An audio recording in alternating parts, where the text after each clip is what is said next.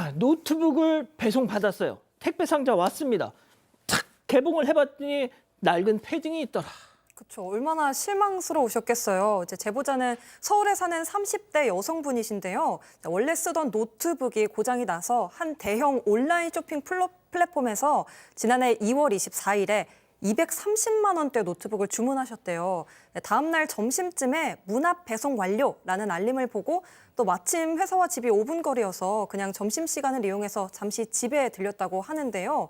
근데 택배 상자가 생각보다 너무 가벼웠고 박스 테이프도 군데군데 들떠 있어서 뭔가 이상하다라는 느낌이 들어서 상자를 열어보니 안에는 누가 입다가 만 것 같은 낡은 검은색 패딩이 들어있었다고 합니다. 이제 곧바로 고객센터에 연락해서 노트북을 주문했는데 패딩이 들어있었다. 배송이 잘못된 건지 확인을 해달라라고 요청했지만 그날 당일에는 연락을 받지 못했다고 합니다. 자, 저희가 계속 말씀드리겠습니다만 제보자분이 진짜 어지간한 탐정 뺨칩니다. 최영진 평론가님. 예, 이제부터 이 제보자의 활동들로 행동들로 수상한 점이 하나씩 밝혀지기 시작했는데요. 제보자가 구매한 노트북은요, 일단 외국 브랜드였고 좀 흔치 않은 모델이었는데 같은 모델 같은 사양의 노트북이 동네 중고거래 앱에 미개봉 급처라고 딱 올라왔고요. 230만 원대 새 상품을 무려 90만 원이나 낮춰서 150만 원대에 좀 올린 거예요.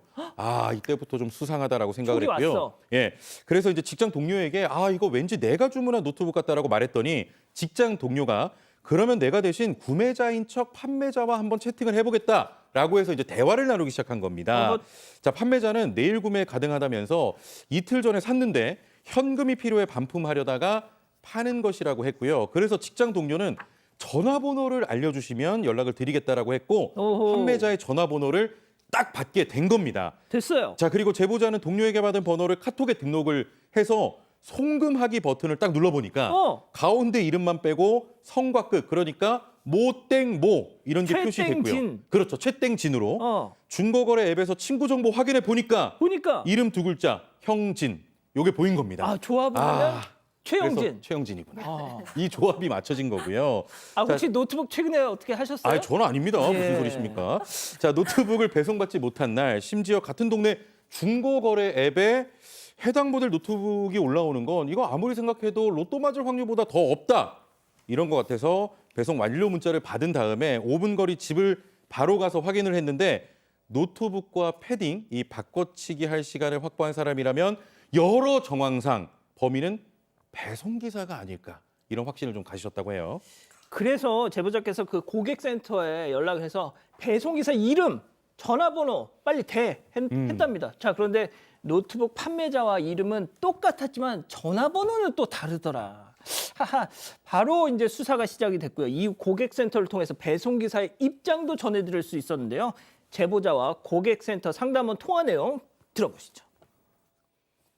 아마 지금 기사님께서는 다소 조금 다른 입장을 피력을 하고 있는데 그 사람이 자기가 범인이 아니래요? 그 상품을 그대로 배송한 거고 배송 과정에 특이사항은 일단은 별 없었고 본인은 그 노트북을 절도하지 않았다는 입장을 주고 있어서 자기는 똑바로 배송을 했고 자기는 절도하지 않았다? 그러니까 고객님께 말씀드린 게 전부입니다. 저는 아무것도 못하고 있잖아요. 환불도 안 되고 새 노트북을 살 수도 없고 저는 왜 이러고 있어야 돼요 지금? 내가 피해자인데. 그러니까 되게 가까이 왔어요, 이제. 자, 그런데 배송기사와 저는 아니에요. 똑바로 배송했어요. 라고는 한다는 겁니다, 지금. 네, 그렇죠. 이제 배송기사는 이제 잡아떼고 있는 거고요. 이 고객센터에서는 맨 처음에 전화를 하셔서 이 제보자께서 그 배송기사의 이름과 연락처를 알려달라라고 얘기했더니 개인정보 때문에 알려드릴 수는 없다. 혹시 뭐 그쪽에서 알아내시는 거라면 확인해드리겠다라고 얘기를 한 거예요. 그래서 이름이랑 전화번호를 얘기했습니다.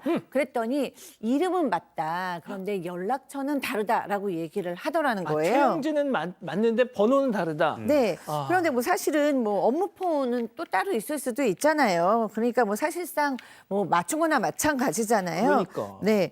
그런데 이제 그러고 딱 얘기했습니다. 이거 똑같은 이름의 사람이 지금 동네 중고 거래 앱에다가 노트북 판매하는 것까지 확인을 했다라고 얘기를 했어요. 그랬더니 고객센터에서도 알아보겠다라고 했다고 합니다. 그리고 나서 이 제보자께서는 신고를 했어요. 그리고 수사 진행 후에 고객센터하고 통화를 경찰을 했는데 그 후에도 이렇게 지금 우리 이 배송기사는 절도를 절대 하지 않았다는 입장입니다라고 고객센터에서는 얘기를 하는 거예요. 네, 근데 이때 이 직장 동료 그 노트북을 사려고 했던 사람 있잖아요. 예. 이 사람이 그 배송기사 노트북 팔려는 사람한테 내가 뭐 너무 이제 그냥 충동 구매를 하려고 했던 것 같다. 구매하지 않겠다. 뭐 이런 식으로 메시지를 보냈더니 가격을 뚝 떨어뜨려서 130만 원 정도에 뭐 사라고 이거 경찰한테 팔릴 것 같아. 이런 식으로 얘기했다고 합니다. 자, 결국 노트북 판매자가 경찰서로 와서 조사를 받습니다. 자, 그럼 그 노트북 판매자와 배송기사 동일 인물이었을까요? 자, 체크포인트 짚어보죠. 친구가 준 선물, 제보자 얘기 들어보시죠. 그날에 경찰 그 형사가 배정되고 그다음에 바로 그 사람 전화를 해서 경찰서로 그 노트북 가지고 오라고 했대요. 뻔뻔하게 그걸 친구한테 선물 받아서 판매하는 거라고 했대요. 그냥 어처구니가 없죠, 어처구니가. 경찰이 계속 압박을 줬더니 그제서야 실토를 했다고 했어요. 지금 뭐 아이 아빠인데 뭐 형편이 어려워서 자기가 그런 거 봤다고, 가져간 거 봤다고. 그러니까 어이가 없었죠, 그냥. 돈이 없다고 그럼 세상 사람들이 다 어려우면 다 물건을 훔쳐다가 대파는 건 아니잖아요. 그거는 상식적으로 일어나서도 안 되고 해서도 안 되는 일인데. 아, 세상에 잡았어. 네, 아주 탐정 같아요. 최영진 잡았어. 최영진을 붙잡았습니다. 근데 처음에는 뭐 친구 얘기를 하더만 결국은 실토를 합니다. 이 말이 되느냐라고 하니까 본인이 이제 아이 아빠인데 형편이 어려워서 아이고. 가져갔다. 경찰에 실토를 했습니다.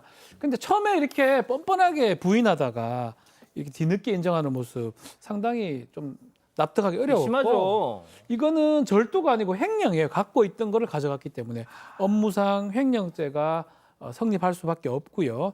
이 사람 벌금 70만 원 약식 명령을 받았다고 합니다. 환불은 받았다고 해요. 이 택배 기사였는데 업무에서 당연히 배제가 됐고요. 두 번 다시 이런 사건은 일어나지 말아야 되겠다 생각이 들어서 제보를 했다고 합니다. 아유, 정말. 기다리고 있습니다. 사건 반장에 제보해 주십시오.